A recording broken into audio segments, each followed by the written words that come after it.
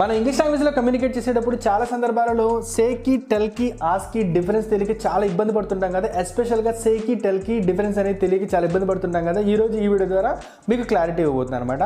చాలా సింపుల్ అండి. చూడండి, సే అంటే చెప్పడం, అనడం అన్న మీనింగ్ అనేది వస్తుంది. అయితే సేని ఎప్పుడు ఉపయోగిస్తారంటే మనము ఒక వ్యక్తి ఎవరికి చెప్పారో తెలియనప్పుడు he says, I say, I said, he said అని ఉపయోగిస్తాం. ఒక వ్యక్తి ఎవరికి చెప్పారో తెలియనప్పుడు, ఎవరితో అన్నారో తెలియనప్పుడు. ఇది గుర్తుంచుకోవాలి.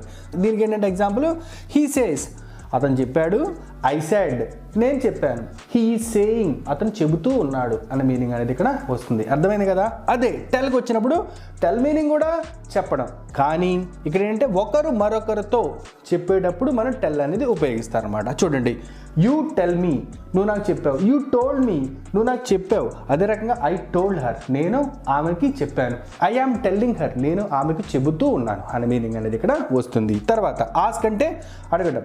సింపుల్గా హీ ఆస్క్డ్ మీ అతను నన్ను అడిగాడు, ఐ ఆస్క్ హిమ్ అతన్ని నేను అడిగాను. అలా మనకి మీనింగ్ అనేది వస్తుంది అనమాట. సో ఈ రకంగా మనం డిఫరెన్స్ తెలుసుకున్నాం కదా.